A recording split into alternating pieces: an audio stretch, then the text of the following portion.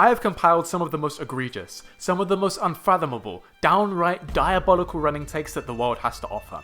And in this video, we're going to be looking at them, having a little chat, and destroying them with facts, logic, and common sense. So buckle up, because it's going to be a fun one. Cole Hocker is overrated. He has not won a single race since Paris. He is 0-6 since the Olympics. Well, first of all, that is just demonstrably false. Cole Hocker won his season opener over his teammate Cooper Tier in a 1000 meter race in the Hockey International meet? I don't know how you pronounce it. He also achieved a new 5000 meter personal best in the Boston University indoor circuit, running a 12:57, a race which he won, also beat Cooper Tier and the likes of Nave Nordas, so it wasn't a nothing burger field. Secondly, in the other races he's done this season, he has pretty much faced the who's who of the event category he's in. He's faced Jakob Ingebrigtsen, Josh Kerr, Jared Naguse, and a host of others in the 1500 meter. He's faced Arup, Wanyoni, Hoppel, and many others again in the 800 meter. He faced Grant Fisher in the 3000 meter. You basically could not give him more talented competitors to compete against. I don't care who you are, Olympic champion or anything, winning against those guys is going to be tough. So to criticize him and act like he's overrated because he hasn't beaten those guys consistently, I think is a little more than harsh. The final thing that I think is important to discuss is that Cole Hocker is a peaker. Although he might not do well in most of the races in this season, he is someone who is able to pull out all the stops and achieve his best performance in the race that matters the most. We've all heard this though, but let's get some data to back it up. Here is a graph showing his 2021 season progression. We can see here that he opened the season with barely a sub 340 race, and he then slowly eased it down to the mid 330s. Looking at this, it's not very impressive. You're not expecting him to do well in the Olympics. But then he suddenly drops his season best in the Tokyo 2021 Olympic final by almost 5 seconds, running a 3:31 time. But is that just a fluke? Well, let's look at his 2023 season, where the World Championship finals in Budapest were of course his main target race. He started off pretty slow around the 3:34 range, moved up even to a 3:35, and then as you can see in the Budapest Championships, bam, personal best 3:30.6, and he never got close to that in the entire season again. And we look at his most recent 2024 season, the Olympic season. He started off around 3:33, nothing super impressive, slowly eased it down, and then bam, 3:27.65, Olympic gold, Olympic record, and beating his personal best by almost 3 seconds. Once again, he didn't even come close to it in the post-Olympic Diamond Leagues, running about a 3:30 in Lausanne. It is clear that Hocker is someone who A, has a very short peak, but B, knows how to time it exactly to the race that matters the most. It doesn't really matter if he's not winning the Grand Slam track 1500 meters. The fields are stacked, and he's at the point in the season where he's just not going to be doing super well. But come round to the Tokyo World Champs, and you best believe that guy is going to be in fitness. And as this commenter pointed out, no one's going to care if he wins it. And I think we can already see that trajectory of Cole Hocker improving as the Grand Slam track meets continue. We saw him not look super great in Kingston, running a 3:35, faded around the last third of the race, but was able to rebound a little in that last 200. Miami, he ran a 3:34, seemed to have a little bit left in the tank, but was boxed in by Naguse there. And now we've seen him most recently in Philly, where he went neck and neck with Josh Kerr, coming second in his fastest time yet. We're starting to see him work into the season a little bit as time continues. Now this comment was under a post about the 2025 Bowerman mile field, which is looking stacked by the way. It features the likes of Grant Fisher, and one commenter put, "Forgot Fisher, he is a wild card as well, but if you can run 722.91 indoors, I'd lean towards that 344 high to 346 low for him also." Another person also put, "Fisher seems strong this year. He has developed good, and with the right pacing will achieve 343 in my guesstimate." That's the world record by the way. He may also be the favourite to win if Ingebrigtsen does not take it. Let me just remind you for a second of the Bowerman mile field. Jakob Ingebrigtsen, 3:43 miler. Jared Naguse, 3:43 miler. Cole Hocker, 3:27 1500 runner. And then you've got the likes of Jake Whiteman, Niels Laros, Hobbs Kessler, many others in the field. And you're telling me Grant Fisher's going to win? Hey man, everyone has the right to their opinion, but they also have the right to be told they're wrong. Grant Fisher's personal best in the 1500 meter is a 3:33.99, which he ran indoors. Now maybe he wasn't in peak form, maybe this was just a random indoor meet. No, this was 6 days before he broke the American record and ran 12:44 for the 5k in the indoor scene. So it's clearly not a matter of being in bad shape for him. And I mean, even in the Grand Slam track races, we've just seen that, yeah, his kick is decent, but it's not going to be anything against proper 1500 guys, especially in a mile race as well. He has a decent press to be fair, a sort of extended kick. If we look at the Miami 5k for instance, he was able to close in a sub 4 mile, and he was basically front running the entire thing. But the fact of the matter is that I just don't see Grant Fisher doing super well in the 1500 meter if it's a fast race, and it's probably going to be, let's be honest here. And he clearly doesn't have the kick to compete with 1500 guys in his own wheelhouse of the 3k, 5k. So why do we think he's going to do well in the mile? Our man Robert Johnson apparently had a response. "This is the worst take on here I've seen in years.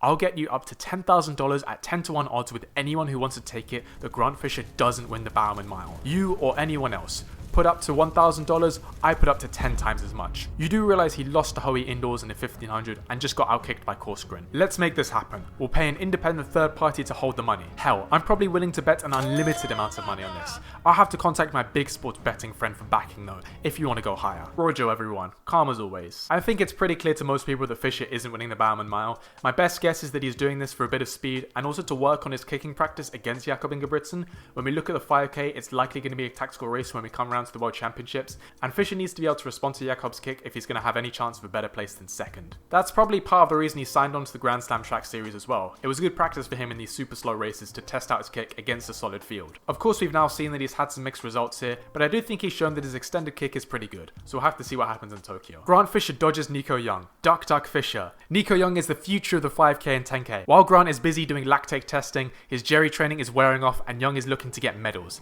Fisher is so ducked in the competition. And being scared to race Nico. No one could have beat Nico Young today.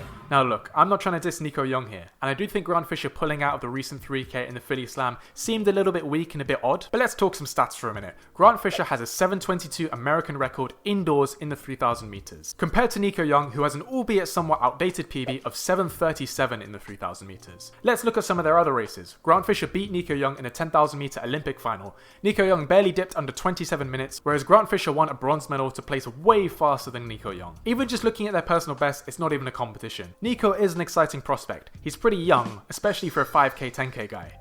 But to suggest that he was a lock against Grant Fisher in this 3000 meters is a really weird take. Their strength just doesn't compare, and whilst Nico can close hard, as I've mentioned before, Fisher does have an extended press. Plus, look at the people he's raced. I mean, he raced a prime Hocker indoors in the 3k and went neck and neck with him. He's also signed up to Grand Slam, which means he's going to be facing Hagos Gebrewehr, the second fastest 5k runner of all time, 4 times a year. So not only is it weird to suggest that Nico Young had a really good chance of beating Grant Fisher in that 3k, but it's also weird to suggest that Fisher is the type to duck strong competition. Apparently what happened is that whilst he was warming up, he felt a little tweak in his hamstring and wasn't able to do super fast strides, and therefore decided to pull out to be safe. Which seems like a fairly legitimate excuse, even if it does come across as a bit lame just before the race. But at the end of the day, he obviously knows what's right for his body.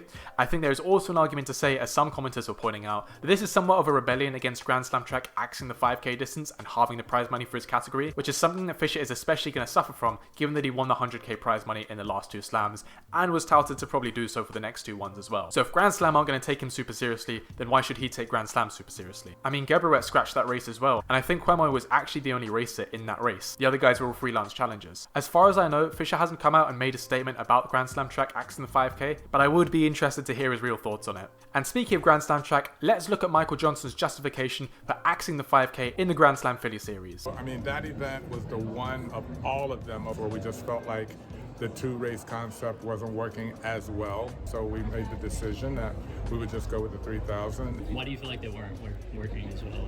I mean, you just have to watch them. I mean, you just did not have that same level of intensity.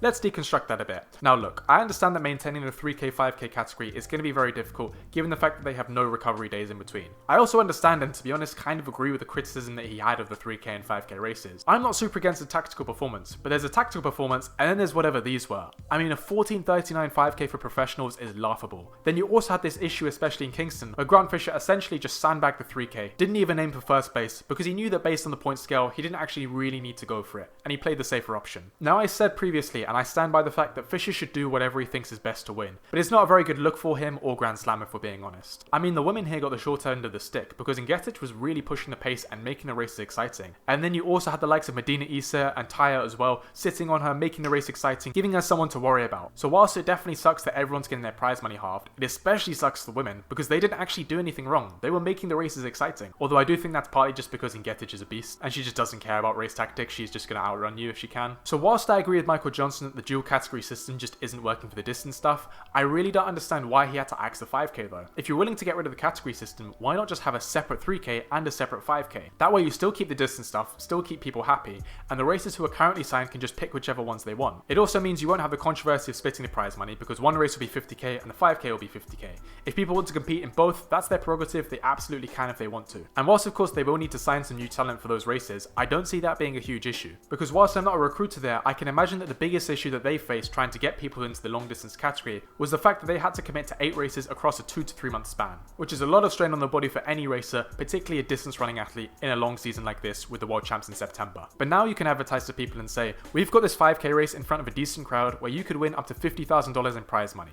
Even if you come dead last, you'll still win 5k. That's a much better offer than what most beats, including the Diamond League, are offering these days. I mean, Cameron Myers, for instance, specifically spoke on the Coffee Club podcast, saying that if he had known that the long distance category was going to be split up, he would have actually just done the 3k. But he turned it down because he didn't want to commit himself to doing a 3k and 5k within such a short time span. So whilst yes, I understand axing the dual category system, why does that mean you have to also axe the 5k as a single event? And also I don't really get why you'd stick with the 3k instead of the 5k, given that the 5k is a recognizable championship distance. I've seen some people speculating that maybe it makes it easier for Fisher to lose, but I don't know how convinced I am by that given that he holds the indoor world record for the event. At least I doubt it would really be a significant difference. Honestly, I think what's happened is that the people at Grand Slam are fundamentally very sprint focused, and they just don't see the 5k as a marketable type of event. The 3k is shorter, so it will be less boring, quote unquote. Which I disagree with, of course. I do think you need to work harder to make a distance race a bit more interesting than a sprint, but when done right, distance races can be incredibly exciting, and they hold that excitement for much longer than a 10-second sprint would. Plus, if they're concerned about times being too short, why don't they just add prize bonuses for running faster?